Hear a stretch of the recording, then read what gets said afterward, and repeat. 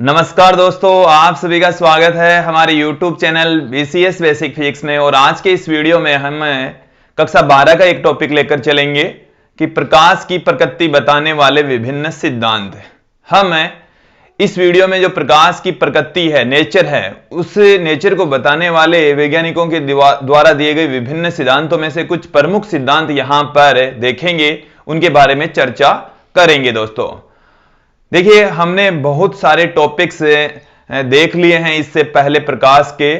उन टॉपिकों में हमने प्रकाश को किरण के रूप में मानकर अध्ययन किया, जिसमें हमने कुछ प्रकाश की घटनाएं जैसे सीधी रेखा में संचरण है, परावर्तन है, अपवर्तन है, परिकिरण है, वर्ण विक्षेपण है, पूर्ण आंतरिक परावर्तन जैसी घटनाओं का हमने अध्ययन कर लिया था। दोस्तों, प्रकाश के द्वारा प्रदर्शित की जाने वाली कुछ और भी घटनाएं होती है, जैसे प्रकाश का व्यतिकरण होता है, ध्रुवण होता है, विवर्तन होता है। इन घटनाओं की व्याख्या प्रकाश की कणीय प्रकृति के रूप में अध्ययन नहीं कर सकते, उनको हम नहीं समझ सकते। तो उसके लिए अलग अलग वैज्ञानिकों ने अपने सिद्धांत दिए। पहले हम इस वीडियो में आप देखेंगे कि जो प्रमुख सिद्धांत हैं वो कौन से हैं। प्रकाश की प्रकृति को बताने वाले प्रमुख सिद्धांत यहां पर हम चर्चा करेंगे। सर्वप्रथम हम ले रहे हैं सर आइजैक न्यूटन के द्वारा दिया गया न्यूटन का कणिकावाद सिद्धांत। हम एक एक करके सबके बारे में जो मुख्य बातें हैं वो यहां पर हम देखने वाले हैं। उन्होंने कौन कौन सी सफलताएं पाई और कौन कौन सी उन सिद्धांतों में कमियां रही, वो भी हम यहां पर चर्चा करेंगे। दोस्तों तो सर्वप्रथम हम बात करते हैं न्यूटन का कणिकावाद सिद्धांत। हमारा जो पहला सिद्धांत है वो है न्यूटन का कणिकावाद सिद्धांत। न्यूटन का कणिकावाद सिद्धांत। देखिए, इसके नाम में ही लिखा है कि ये सर आइजैक न्यूटन के द्वारा दिया गया। सर आइजैक न्यूटन के द्वारा दिया गया। इस सिद्धांत को सर आइजैक न्यूटन के द्वारा दिया गया। दोस्तों फिर भी इस सिद्धांत की जो प्रमुख बातें हैं वो देख लीजिए, सुन लीजिए कि इन्होंने ये कहा कि जो प्रत्येक प्रकाश स्रोत है वो अति सूक्ष्म कणों के रूप में प्रकाश का उत्सर्जन करता है, और वो जो कण होते हैं वो काफी हल्के होते हैं। उनकी जो वेलोसिटी होती है वो प्रकाश के वेग के बराबर होते हैं, और वो जब एक माध्यम से दूसरे माध्यम में प्रवेश करते हैं, इन्होंने ये कहा कि जब ये जो कण हैं उनको उन्होंने एक पर्टिकुलर नाम दे दिया, कणिकाएं। तो ये जो कणिकाएं हैं प्रकाश स्रोत से उत्सर्जित हो रही है, विरल माध्यम से जब सघन माध्यम में प्रवेश करती है तो उनकी वेलोसिटी बढ़ जाती है। हालांकि ये गलत बात है, ऐसा कुछ नहीं होता है दोस्तों। और उन्हीं कणिकाओं के आधार पर सर आइजैक न्यूटन ने प्रकाश के सीधी रेखा में संचरण, अपवर्तन और परावर्तन की व्याख्या कर दी थी। दोस्तों तो इस सिद्धांत से कुछ प्रकाश की घटनाओं की व्याख्या की गई और कुछ घटनाओं की व्याख्या करने में ये असफल रहा। दोस्तों तो इसकी जो प्रमुख बातें हैं वो देख लीजिए, सुन लीजिए। इस सिद्धांत के अनुसार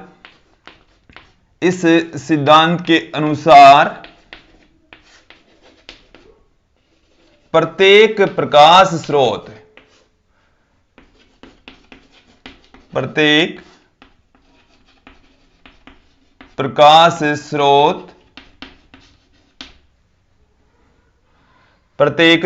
स्रोत अति सूक्ष्म हल्के कणों का उत्सर्जन करता है। अति सूक्ष्म हल्के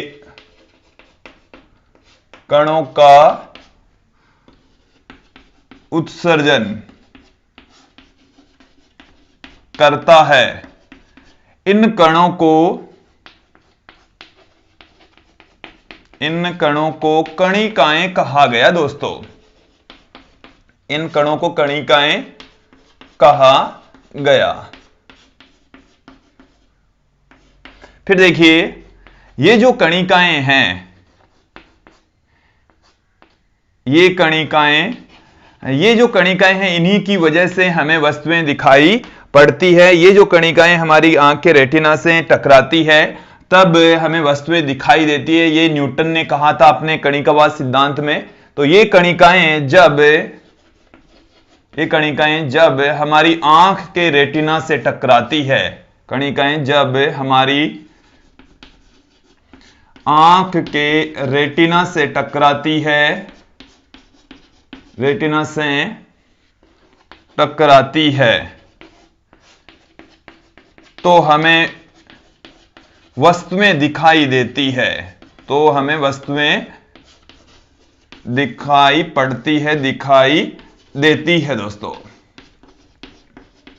इन्होंने एक बात और कही कि जब ये कणिकाएं, यहां मैं इस लाइन को इस तरीके से पुट कर दूं कि सघन माध्यम में इनका वेग अधिक और विरल माध्यम में कणिकाओं का वेग कम होता है। इस सिद्धांत के अनुसार ही है, इस सिद्धांत के अनुसार, सिद्धांत के अनुसार विरल माध्यम में कणिकाओं का वेग कम, कणिकाओं का वेग कम व विरल सघन माध्यम में, सघन माध्यम में अधिक होता है। सघन माध्यम में जो कणिकाएं हैं उनकी वेलोसिटी अधिक होती है और विरल माध्यम में उनकी वेलोसिटी कम होती। ये जो स्टेटमेंट है वो बहुत गलत था। इसके साथ में देखिए दोस्तों, ये कणिकाएं प्रकाश के वेग से गति करती है। ये जो कणिकाएं हैं, इन्होंने ये कहा कि ये जो कणिकाएं हैं, कणिकाएं प्रकाश के वेग से गति करती है, प्रकाश के वेग से चलती है, प्रकाश के वेग से चलती है, गति करती है। तो कुछ महत्वपूर्ण बिंदु इस कणिकावाद सिद्धांत से रिलेटेड हमने आप लोगों के सामने रखे हैं दोस्तों। अब हम कुछ इस सिद्धांत की सफलताएं और कुछ असफलताओं की चर्चा करते हैं। देखिए दोस्तों, प्रकाश के द्वारा प्रदर्शित की जाने वाली प्रमुख घटनाओं में से प्रकाश का सीधी रेखा में संचरण, सीधी रेखा में संचरण। तो प्रकाश का सीधी रेखा में संचरण की इस सिद्धांत के द्वारा व्याख्या की गई। प्रकाश का परावर्तन, प्रकाश का जो परावर्तन होता है उसकी भी सफल व्याख्या इस सिद्धांत के द्वारा की गई। इसके साथ में प्रकाश का जो अपवर्तन होता है उसकी भी सफल व्याख्या इस सिद्धांत के द्वारा की गई। लेकिन प्रकाश के व्यतिकरण की व्याख्या इस सिद्धांत के द्वारा नहीं की जा सकी। व्यतिकरण है, विवर्तन है, ध्रुवण जैसी घटनाओं की इस सिद्धांत के द्वारा व्याख्या नहीं की जा सकी दोस्तों। तो इस सिद्धांत के द्वारा प्रकाश के व्यतिकरण, विवर्तन और ध्रुवण की व्याख्या नहीं की जा सकी, जबकि प्रकाश की जो कुछ घटनाएं हैं, सीधी रेखा में संचरण, प्रकाश का परावर्तन और अपवर्तन की सफल व्याख्या की गई। तो ये था दोस्तों न्यूटन का कणिकावाद सिद्धांत। न्यूटन के कणिकावाद सिद्धांत के बाद में हमारा जो सेकंड पार्ट है, दूसरा जो सिद्धांत है वो है हाइगेन का तरंग सिद्धांत। हाइगेन का तरंग सिद्धांत। हाइगेन के तरंग सिद्धांत की जो मूल बातें हैं वो सुन लीजिए, समझ लीजिए। इस सिद्धांत के अनुसार प्रकाश है वो तरंग के रूप में चलता है। इस सिद्धांत के अनुसार प्रकाश तरंग के रूप में संचरित होता है, तरंग के रूप में चलता है, तरंग के रूप में चलता है, संचरित होता है दोस्तों, तरंग के रूप में। और उन्होंने जो प्रकाश की तरंग की प्रकृति मानी वो अनुदैर्ध्य प्रकृति मानी दोस्तों।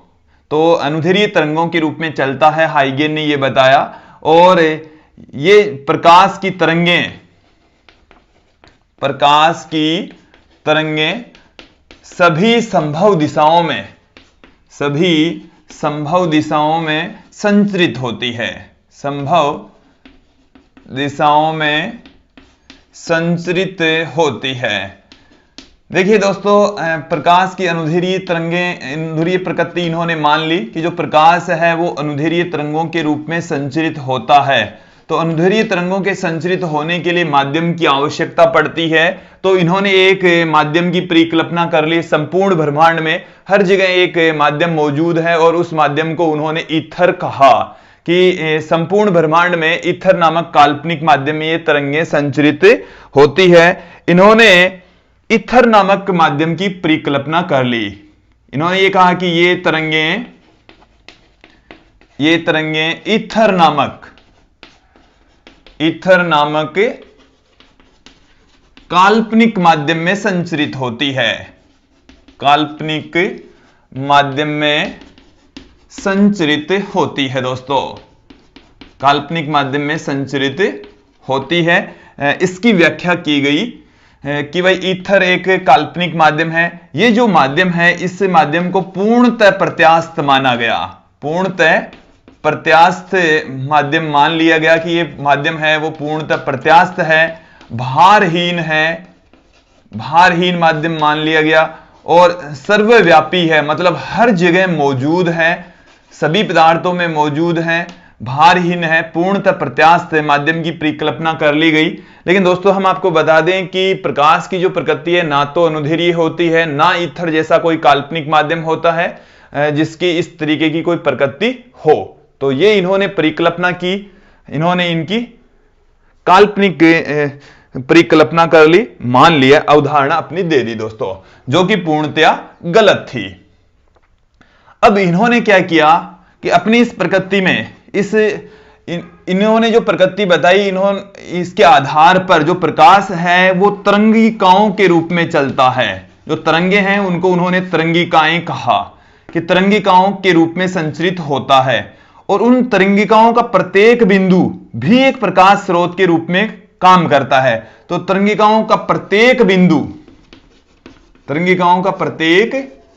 बिंदु नए प्रकाश के भांति काम करता है, नए प्रकाश स्रोत की तरह कार्य करता है, प्रकाश स्रोत की भांति काम करता है।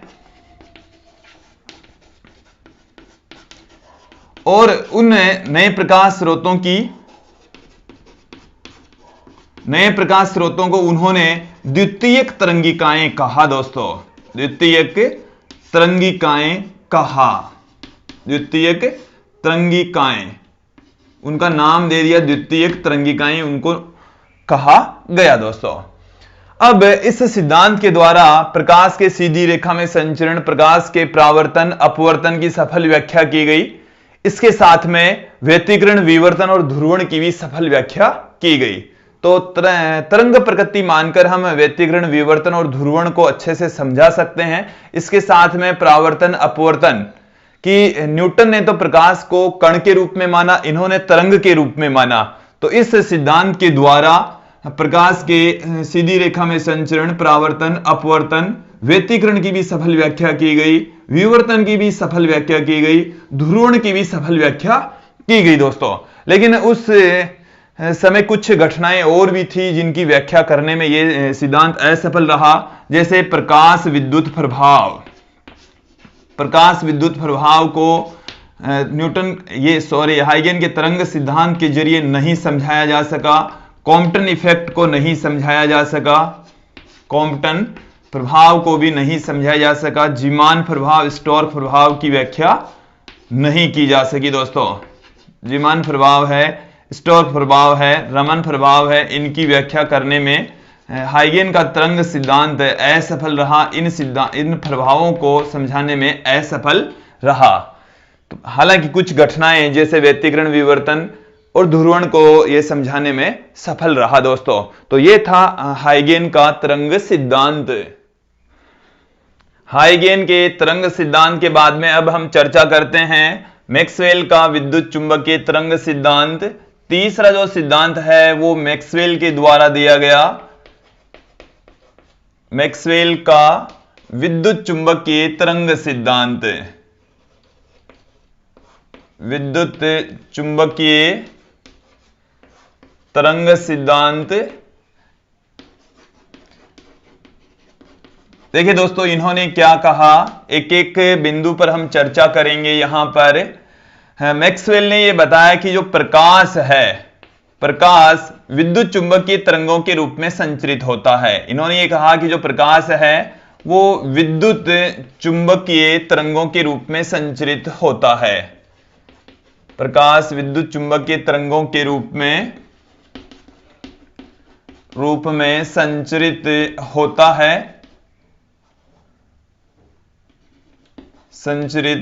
होता है, दोस्तों। इन्होंने ये भी कहा कि ये जो विद्युत चुंबकीय तरंगें हैं वो अनुप्रस्थ प्रकृति की होती है। इन्होंने प्रकाश की प्रकृति तो तरंग के रूप में ही मानी। न्यूटन के कणिकावाद सिद्धांत में प्रकाश की प्रकृति को कणीय माना गया, कुछ घटनाओं से की व्याख्या की गई। हाइगेन के तरंग सिद्धांत से प्रकाश की तरंग प्रकृति मानी गई, कुछ घटनाओं की व्याख्या की गई, लेकिन उन्होंने प्रकाश की अनुदैर्ध्य प्रकृति मानी। जबकि विद्युत चुंबकीय तरंगों के तरंग सिद्धांत में मैक्सवेल ने यह कहा कि ये जो प्रकाश है ये अनुप्रस्थ प्रकृति की होती है, ये अनुप्रस्थ तरंगें होती है। और देखिए दोस्तों, अनुप्रस्थ तरंगों को संचरित होने के लिए माध्यम की आवश्यकता नहीं होती, ये निर्वात में भी गमन कर सकती है, निर्वात में भी गमन कर सकती है। इन्होंने ये कह दिया कि इनको संचरित होने के लिए माध्यम की आवश्यकता नहीं है, ये निर्वात में भी संचरित हो सकती है। जो विद्युत चुंबकीय तरंगें होती है इसमें विद्युत क्षेत्र व चुंबकीय क्षेत्र एक दूसरे के लंबवत व तरंग संचरण की दिशा के लंबवत एक समान कला में कंपन करते हैं। तो देखिए दोस्तों, इसमें है क्या एक्चुअल में कि विद्युत चुंबकीय तरंगें, मैं यहीं पर पुट कर रहा हूं कि विद्युत चुंबकीय तरंगें त्रिविमीय तरंगें होती है, त्रिविमीय तरंगें होती है जिसमें विद्युत क्षेत्र व चुंबकीय क्षेत्र, जिसमें विद्युत क्षेत्र व चुंबकीय क्षेत्र एक दूसरे के लंबवत, दोनों एक दूसरे के लंबवत होंगे, तरंग संचरण की दिशा के भी लंबवत होंगे, एक दूसरे के लंबवत व तरंग संचरण की दिशा के लंबवत, तरंग संचरण की दिशा के लंबवत एक समान कला में कंपन करते हैं, एक समान कला में कंपन करते हैं दोस्तों। तो देखिए, मैं एक प्रकाश तरंग को यहां पर दिखा रहा हूं। यह हमारे पास में प्रकाश तरंग के संचरित होने की दिशा है, इस दिशा में प्रकाश की तरंग संचरित हो रही है। तो प्रकाश तरंग के संचरित होने की दिशा के ठीक लंबवत यहां पर ये मैंने जो एरो के निशान दिखाए हैं वो इस तरीके से दिखाए हैं कि यहां पर विद्युत क्षेत्र इस तरंग संचरण की दिशा के लंबवत कंपन कर रहा है। तो प्रकाश जैसे ये अक्ष दिशा में संचरित हो रही है, ये वाई दिशा है, तो अक्ष वाई तल के अंदर विद्युत क्षेत्र कंपन करता है, ऊपर नीचे इस तरीके से कंपन करेगा। ये हमारे पास में है जेड एक्सिस से। तो जो चुंबकीय क्षेत्र होता है दोस्तों वो इस अक्ष और जेड तल के दिशा में कंपन करता है, और वो इनका जो कला है वो दोनों की कला एक समान रहती है। मतलब विद्युत क्षेत्र जब अधिकतम होता है तब चुंबकीय क्षेत्र भी अधिकतम, दोनों एक साथ शून्य, दोनों एक साथ न्यूनतम होते हैं, तो दोनों की कला समान होती है, दोनों ही तरंग संचरण की दिशा के लंबवत कंपन करते हैं। तो विद्युत चुंबकीय तरंगें अनुप्रस्थ प्रकृति की होती है, ये त्रिविमीय तरंगें होती है जिसमें विद्युत क्षेत्र तथा चुंबकीय क्षेत्र दोनों एक दूसरे के लंबवत एक समान कला में कंपन करते हैं, और ये तरंग संचरण की दिशा के लंबवत होती है। ये जो तरंगें हैं वो हमारी आंख के रेटिना को प्रभावित करती है, जिसकी वजह से हमें वस्तुएं दिखाई पड़ती है। तो देखिए दोस्तों, इस सिद्धांत की जो मूल बात है वो ये है कि जो प्रकाश की प्रकृति है वो तो इन्होंने तरंग प्रकृति ही मानी, लेकिन इन्होंने ये कह दिया कि जो प्रकाश है वो अनुप्रस्थ प्रकृति का होता है, और अनुप्रस्थ प्रकृति के होने की वजह से जो हाइगेन ने कुछ काल्पनिक चीजें मानी थी, ईथर नामक माध्यम माने था, उसकी जरूरत ही नहीं पड़ेगी। और तो इन्होंने जो इनकी जो मुख्य बात है वो यही है कि इन्होंने प्रकाश की जो प्रकृति है वो अनुप्रस्थ प्रकृति बताई तथा प्रकाश को विद्युत चुंबकीय तरंगों के रूप में माना। तो दोस्तों, ये था मैक्सवेल का विद्युत चुंबकीय तरंग सिद्धांत। दोस्तों, मैक्सवेल के विद्युत चुंबकीय तरंग सिद्धांत के बाद में अगला जो सिद्धांत है, प्रमुख सिद्धांत, वो हम देखते हैं। चौथा जो हमारे पास में सिद्धांत है वो है प्लांक का क्वांटम सिद्धांत। प्लांक का क्वांटम सिद्धांत। देखिए मैक्स प्लांक ने ये कहा था कि जो प्रकाश है वो ऊर्जा के छोटे छोटे पैकेट्स या बंडल्स के रूप में संचरित होता है, जिन्हें हम प्रकाश के क्वांटा या फोटोन कहते हैं। और उन्होंने प्रकाश की कणीय प्रकृति मानी। तो देखिए हमने कणिकावाद सिद्धांत में प्रकाश की कणीय प्रकृति मानी, हाइगेन के तरंग सिद्धांत में तरंग प्रकृति, विद्युत चुंबकीय तरंग सिद्धांत में तरंग प्रकृति। अब ये जो सिद्धांत है मैक्स प्लांक का, इसमें भी प्रकाश की कणीय प्रकृति मानी गई है। तो 4 में से 2 सिद्धांतों में कणीय प्रकृति और 2 सिद्धांतों में तरंगी प्रकृति हमने देखी है। अब हम देखेंगे मैक्स प्लांक का जो सिद्धांत है वो क्या कहता है। तो दोस्तों इस सिद्धांत के अनुसार जो प्रकाश है वो ऊर्जा के छोटे छोटे पैकेट्स के रूप में संचरित होता है, बंडल्स के रूप में संचरित होता है, और उन छोटे छोटे बंडल्स या पैकेट्स को हम फोटोन कहते हैं, फोटोन कह सकते हैं, या ऊर्जा के क्वांटा कहा जाता है। मैक्स प्लांक ने यह भी कहा कि जो ऊर्जा के पैकेट्स हैं उनकी ऊर्जा का मान उनकी आवर्ती के समानुपाती होता है। तो इस सिद्धांत की बहुत बड़ी सफलता यह थी कि जो शेष बचे हुए कुछ प्रभाव हैं उनकी इन्होंने सफल व्याख्या की थी। प्रकाश विद्युत प्रभाव, कॉम्पटन प्रभाव, जीमान प्रभाव, स्टोक्स प्रभाव और रमन प्रभाव की इन्होंने सफल व्याख्या की थी। लेकिन इस सिद्धांत के द्वारा इन घटनाओं की व्याख्या नहीं की जा सकी। तो इसके बारे में हम चर्चा भी करेंगे। तो देखिए दोस्तों, पहले हम प्लांक का क्वांटम सिद्धांत यहां पर देखते हैं। तो इस सिद्धांत के अनुसार, इस सिद्धांत के अनुसार प्रकाश ऊर्जा के छोटे छोटे पैकेट्स, ऊर्जा के छोटे छोटे पैकेट्स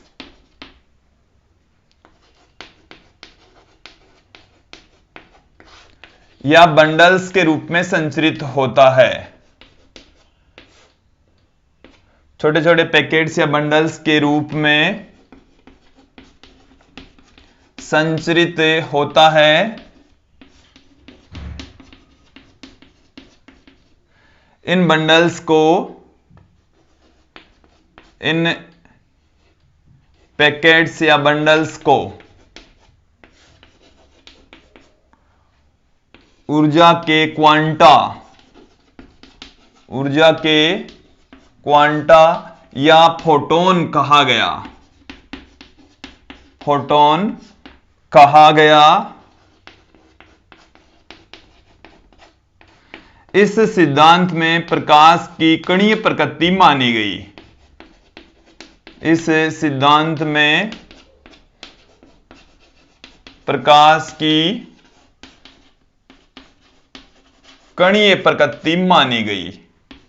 इस सिद्धांत में प्रकाश की कणीय प्रकृति मानी गई। यह सिद्धांत कहता है कि जो पैकेट्स हैं उनकी ऊर्जा का मान उनकी आवर्ती के समानुपाती होता है। इस सिद्धांत के अनुसार,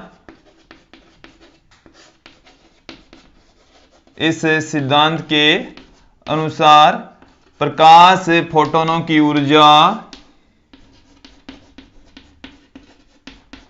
प्रकाश फोटोनों की ऊर्जा उनकी आवर्ती के समानुपाती होती है, उनकी आवर्ती के समानुपाती होती है दोस्तों। तो यदि हम एक फोटोन की जो ऊर्जा है वो यदि E से पुट कर दें, उनकी आवर्ती न्यू है, तो E समानुपाती न्यू कर सकते हैं। प्रोपोर्शनल का साइन हटाएंगे, कांस्टेंट पुट करेंगे। तो यहां पर हमने ये कांस्टेंट पुट कर दिया H। इसे हम कहते हैं प्लांक स्थिरांक या प्लांक नियतांक कहा जाता है दोस्तों। ये जो प्लांक नियतांक है इसकी वैल्यू होती है 6.62 इंटू 10⁻34 जूल इंटू सेकेंड। तो 6.62 गुणा 10 की घात -34 जूल इंटू सेकेंड है, इसका मात्रक हो ही गया। अब इस सिद्धांत के द्वारा प्रकाश की कुछ घटनाओं की व्याख्या नहीं की जा सकी। विवर्तन, व्यतिकरण, ध्रुवण को यह समझाने में असफल रहा। लेकिन प्रकाश विद्युत प्रभाव, कॉम्पटन प्रभाव, जीमान प्रभाव, रमन प्रभाव, स्टोक्स प्रभाव की इस सिद्धांत के द्वारा सफल व्याख्या की गई दोस्तों। अब इसके बाद में हम दोस्तों चर्चा करेंगे इन सभी सिद्धांतों से हमारे पास में क्या निष्कर्ष निकलता है। दोस्तों अब यहां पर हम चर्चा करेंगे कि हमने यहां पर जो विभिन्न सिद्धांत पढ़े हैं उनसे क्या निष्कर्ष निकलता है। दोस्तों हमने प्रकाश के 4 सिद्धांत यहां पर देखे, और भी वैज्ञानिकों के द्वारा विभिन्न सिद्धांत दिए गए, लेकिन हमने उनमें से प्रमुख 4 सिद्धांत यहां पर देख लिए। उनमें से 2 सिद्धांतों में प्रकाश की कणीय प्रकृति मानी गई और कुछ घटनाओं की व्याख्या की गई, और 2 सिद्धांतों के अंदर प्रकाश की तरंग प्रकृति मानी गई और प्रकाश की कुछ घटनाओं की व्याख्या की गई। हमने यहां पर देखा कि किसी एक सिद्धांत के द्वारा प्रकाश की सभी घटनाओं को समझाना संभव नहीं है। तो जो प्लांक का क्वांटम सिद्धांत है उसके द्वारा इन घटनाओं को अच्छे से समझाया गया, लेकिन इन घटनाओं को नहीं समझाया जा सका। प्रकाश की कणीय और तरंगीय प्रकृति से इन घटनाओं को अच्छे से समझाया जा सका, लेकिन तरंगीय प्रकृति से सिर्फ इन घटनाओं को समझाया जा सका। इन 3 घटनाओं को, ये 3 घटनाएं हैं, वो सिर्फ तरंगीय प्रकृति से इनकी व्याख्या की जा सकी, और इन घटनाओं की हम केवल कणीय प्रकृति से व्याख्या कर सकते हैं कि प्लांक का क्वांटम मॉडल इन घटनाओं को नहीं समझा सका और हाइगेन का तरंग सिद्धांत इन घटनाओं को नहीं समझा सका। तो अंत में यह निष्कर्ष निकला कि प्रकाश के जो विभिन्न सिद्धांत है उनमें से कोई सा भी ऐसा सिद्धांत नहीं है जो प्रकाश की सभी घटनाओं की व्याख्या कर सके।